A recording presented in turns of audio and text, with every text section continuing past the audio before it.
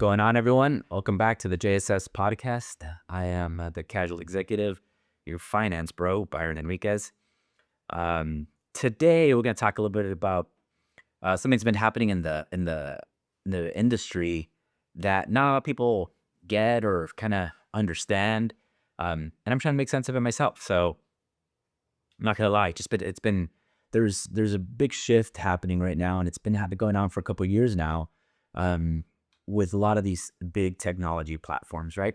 Um, and what I'm talking about is Zillow, Redfin, Realtor.com, Homes.com, and several others. But those are the big guys. And what you're seeing right now is a big shift between what can be done with brokerages, how these technology platforms play a part, and it's really disrupting the industry. I think, and I think a lot of people are kind of burying their head in the sand a little bit about what can happen and what seems to be the trend and what seems to be the kind of where this train is headed. And I think it's important to understand what's happening, and how it affects the business, how it affects how our investors source properties, how it affects when you go to list the property, all those things kind of playing into this, and I think uh, it really makes a difference about who's going to be successful and how you're going to utilize these tools or how you can adapt.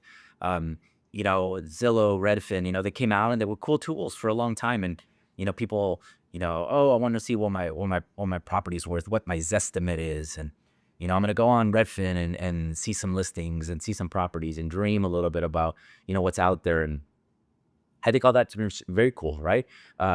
As professionals in the industry, we've always kind of made fun of the Zillows and just those numbers that they come back with. They weren't as very very accurate, and I think that in all honesty, I think it's gotten better.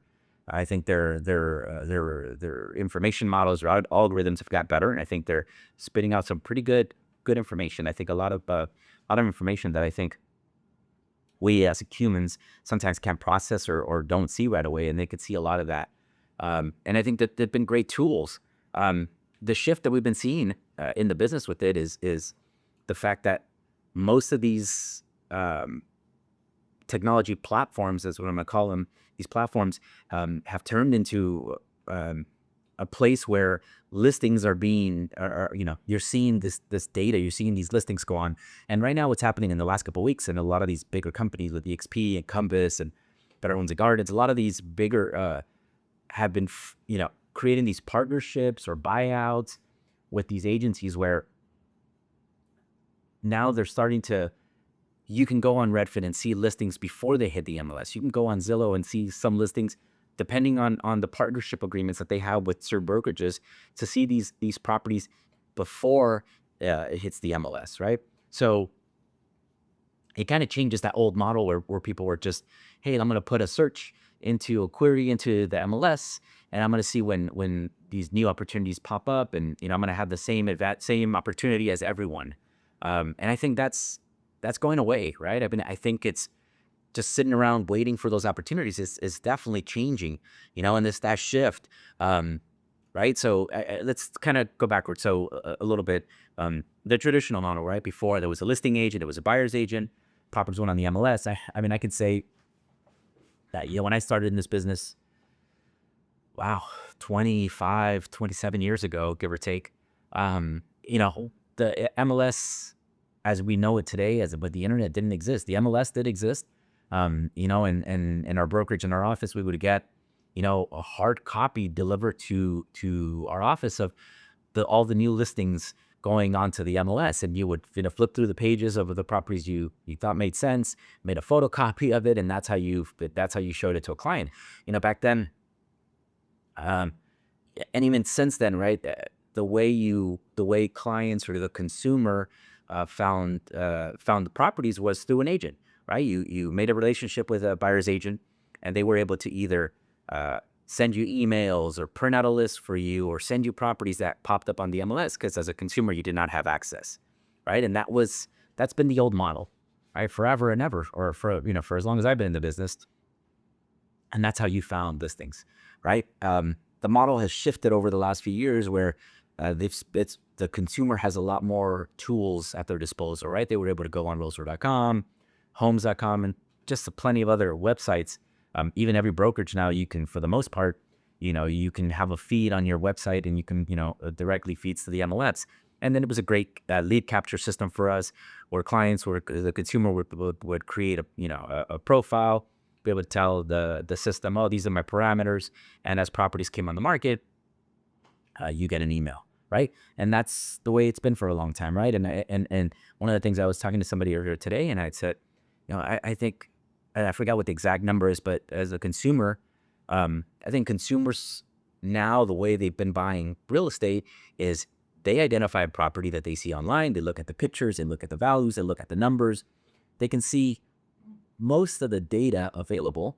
And then they reach out to an agent or their agent, and they say, hey, can you show me this property, right? Here's a list of a couple properties that I've seen online, think they fit my needs. Can you show them to me, right? As a realtor, you go out, make appointments, you talk to the other agent, and you do the back and forth, and you set up that appointment, right? And that's the way consumers been shopping, baby, right? It's the Amazon model. It's the, everybody buys online now, right? And I think real estate has been behind mentally a lot, the way we conduct our business, in the sense that, thinking, oh, it's not going to happen, right? They need us. They need us, right? They need a professional, and they need us to do these searches and do all that, right? Well, now the consumers have all the data at their hands, at their disposal. Yes, there's some information that as licensed agents we have access to, that not a lot, that the consumer does not.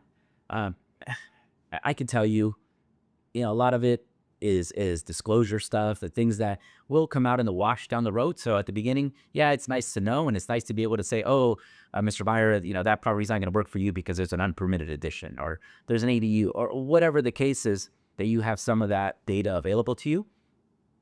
Not to say that there's no way for these platforms to be able to incorporate some of that data and do some title searches and do things that I think they're probably already working on, and more than that I can think of, right? So that model has shifted, where the consumer is doing most of their shopping online as it is, right? They have an app, they have this, and they have all the tools at their disposal, right? So these platforms have really taken over, right? A lot of the smart agents now have, you can go on to Zillow, Redfin, you can become a partner with them, and they charge you a fee, and you can become an agent, so you can get leads, and they do lead distribution through all their platforms, right? And a lot of the agents have been utilizing them because, buyers are going and they say, hey, I'm looking for I like this property, but I need an agent. They click, find me a property. Redfin sends it to the local agent, charges a fee for that. Redfin's taking it a step further, and they've created their own brokerage now. So they have in-house agents, where a lot of those agents aren't even making commission. They're on salary, because they're not out there finding clients. They're just being fed the leads of people that come on the website. All they're doing is their customer service, right? They're showing the property, and I don't mean that in a negative way. It's a different model. They're going out there, and like I said, they're not out there fishing and looking for the clients. They're just being fed, and they're just representing Redfin and representing that brokerage, and doing what's needed for them, right? Zillow's kind of the same concept, and a lot of these, they have partnerships with Rocket Mortgage, and there's all these platforms that are integrating, right? And it's technology heavy, it's data driven, right? They control a lot of it now. They control what they're showing you. They can control what behaviors. It's scary to think about some of the things that they can do, and some of the data that is in the back end that they're analyzing, right? A lot of the metadata, where they can see, what time of day, where are you clicking, what pictures are attracting you, what all that information that goes into your search history, and things that they're kind of pulling from, and they can figure out. They're still learning, but it's creating the patterns, and it's knowing who's looking, and what price ranges, and what markets, and what types of things they like, so they can filter through and push those certain properties out, right? As a listing agent, you can pay to get your property showed higher than the rest, right? So it's just these little tools, right? It's becoming an Amazon of home buying. And I'm not saying it's good or bad. That's not it's not the point of this. I'm just saying there's an evolution happening, right? There's a transition happening in this market. And as investors, as realtors, as anybody who's interested in this, you have to be aware. And how do we adapt? And how do we make this work for us, right? For our business. One of the things that we've talked about week after week is knowing your process and knowing your desired outcomes, knowing your business model, taking this as a business, approaching this as how am I going to make this successful, right? So now, as we seen this shift in the marketplace, if you're a buyer, are you only waiting on the MLS to find properties, right? If that's what it is, most properties that go on the MLS now, or as you see, or you're going to start seeing this more often, as they go on the MLS, they've already been sold. They already have offers. They already have a buyer. You're late to the party, right? So MLS is maybe something that you shouldn't rely on. So what can we rely on, right? It's relationships. Are you going to find an agent? It's one of the things, again, that I preach, right, is knowing your market, knowing the market that you invest in and the product, the types of properties you're looking for. So getting plugged in to the types of agents of the market that you're wanting to invest in or purchase in, so that those properties, a property before it hits the market. And how do you do that, right? You're knocking on doors to find these sellers that of a property you like. You're meeting with the agents that know that neighborhood, and they're farming and they know when something's going on the market. So you're getting that data, that information before the MLS does, because again, that's speed and getting to that data is essential, right? How are you going to find these properties? How are you going to find them? Once you do, speed, being able to execute and move fast, right? And one of the things we talk about here at JSS is, one of the benefits that we have to our clients is being able to present an offer all cash, because our money isn't contingent on underwriting, income and a lot of the things that your traditional bank will do. So that's where we can close in 4 or 5, 6 days. So being able to execute quickly, so when you find an opportunity, come in and tip yourself apart, and being able to write an offer saying all cash, or being able to write an offer that you're not contingent, because we're doing a bridge loan to be able to sell a property to buy a new one, and I can explain that in another episode. So you're not contingent. You're not shooting yourself in the foot, and you're presenting yourself, with the best foot forward, and you're coming in strong, right? But as an investor, when you go to sell your properties, who are you hiring to sell your properties? Are you listing them in a traditional sense? You're hiring a broker, and you're going on, or are you putting them online? There's lots of different examples of how you can do you run your business. It's just being able to factor in the new pieces, the new technology, the new evolution of the market, and how are you going to incorporate that into your business model? Right? Just sitting around waiting for the business, scanning, just waiting for an email distribution list of saying, hey, I'm going to get, the top properties, and I'm going to get the same opportunities as everybody, you're going to fall behind. It's not what needs to happen, and it's not how you're going to be successful. So it's being able to partner with the right types of companies, the right types of professionals that are seeing these trends, that are seeing this market, and seeing, what's happening, and helping you create a process to be able to take this information, right? There's a lot of data. There's a lot of the AI tools, right? Using ChatGPT to be able to say, create a prompt, go onto these 4 platforms, look for this information, bring it back to me, analyze what I'm looking for. You can, if you're smart, you can use these tools at your disposal where it's a lot easier, right? And I'm not saying you don't need an agent, you still do, but being able to sort through a lot of that data. And I think that's going to be the challenge. I think we're coming across, right, where the consumer is going to get just bombarded with information, and how do you make sense of it, right? How are you processing that data and maybe and pulling out, again, one of the things we talk about is KPIs, and finding those performance indicators that are this is what I'm looking for, and being able to source that data and be able to pull out those nuggets and say, okay, that's what makes this a winner. That's what makes this one a winner, right? And knowing that, because those are the things you're looking for. You're looking for rental markets. You're looking for appreciation. You're looking for, markets that are up and coming. What is it that it's in your business model and your process that makes sense? And how do you spin that, and how do you find that data, right? And I think that's going to be key, right? Is that execution, being prepared, having your loan in place, having your cash in place, having your entities, your LLCs, all that, having all that lined up so that when you do find these opportunities, you can execute and move quickly, right? And I think that's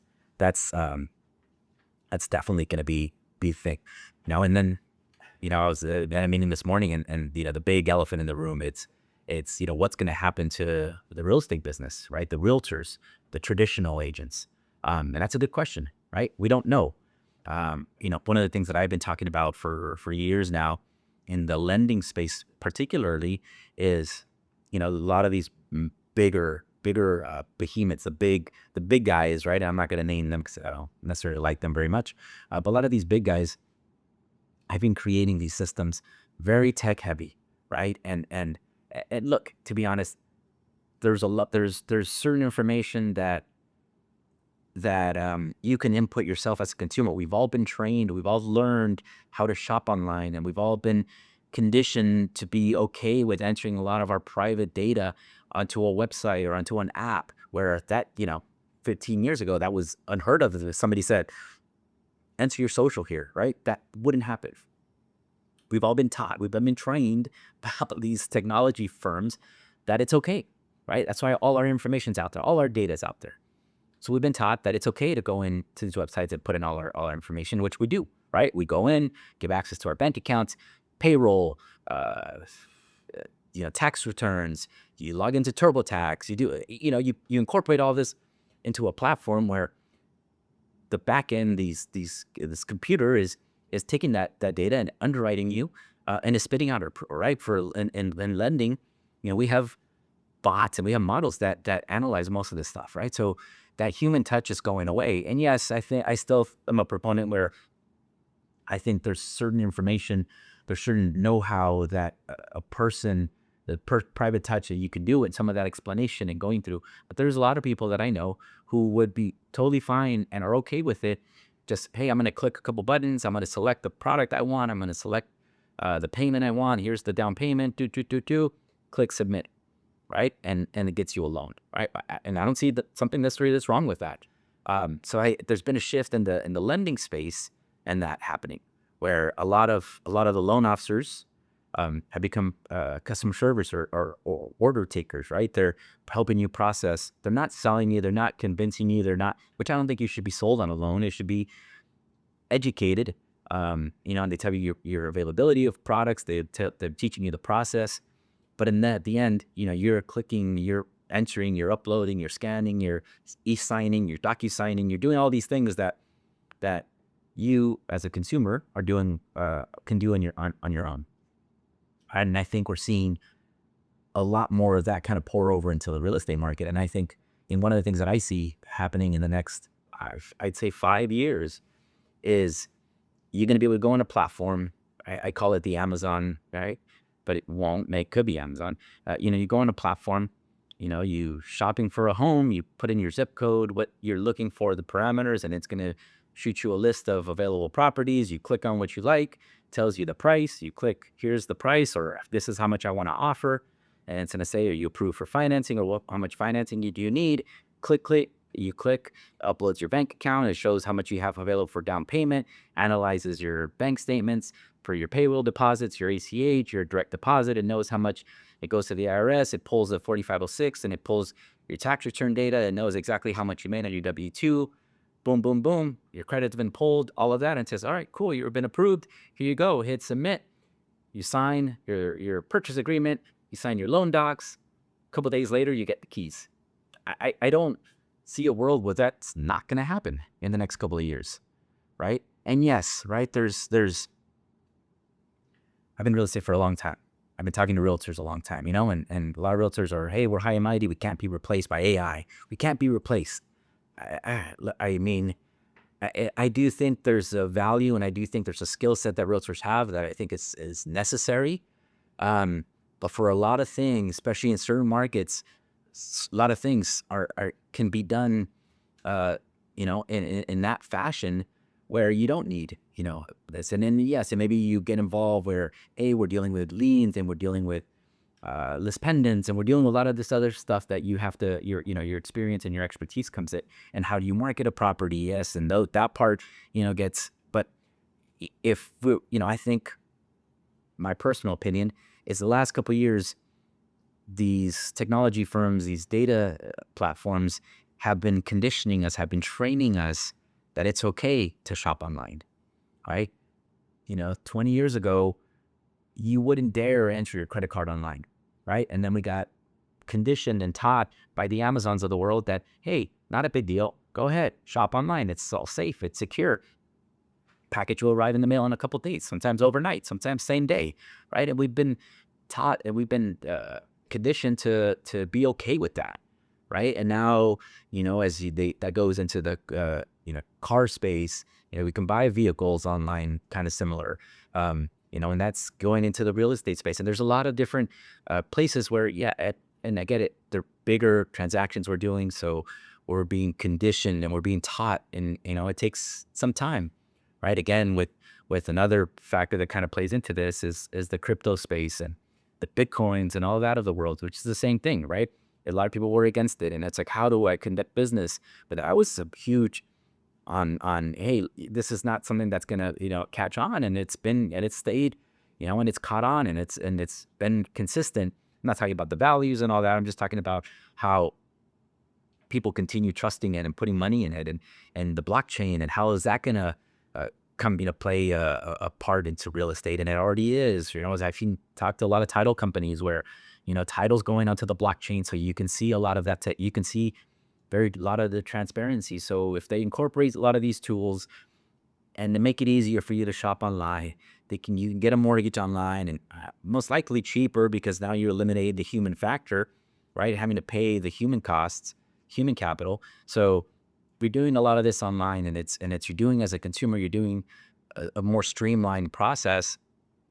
What's to say that you're not getting a better price, or you're not being able to control and get, some cheaper things. And look, I'm not saying that it's tomorrow. I'm not saying this is the right way to go. I think there's still something to be said for that tactile, tangible inspections and walking through something and being able to do a lot of things, talking about it with someone who has vision, who can say, oh, look, this market is appreciating because this and that. And I think there's a lot of value to that. But I do think this is coming, right?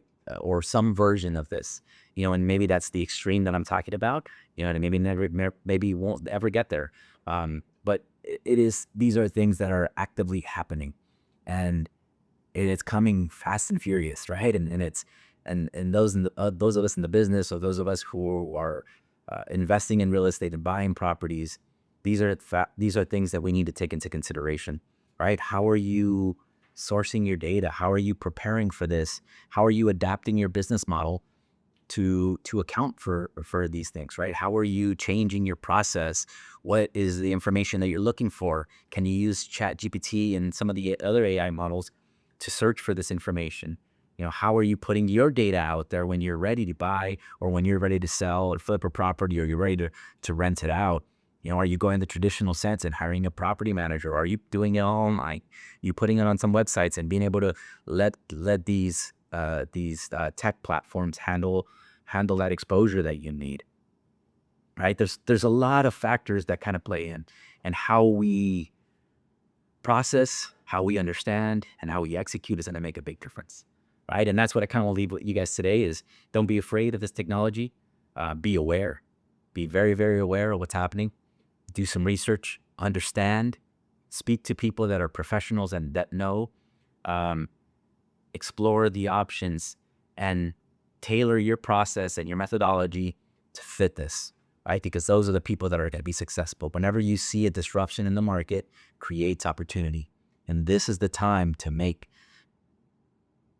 take advantage of those, right? When you see these disruptions and you see fear and you see, any space, right? This is the time to fill it. This is the time to create your model and be that first to market, be that first to understand and take advantage of it. So appreciate you guys. Hopefully this is some something that was useful and could take advantage of, talk to us. We're deep into it. We're learning alongside people. We're speaking to others, going to classes and trying to figure out this crazy real estate business and investing. But nevertheless, we're here available to everybody. So, hopefully you can learn something. Appreciate your time, guys. Thank you, and see you guys next week.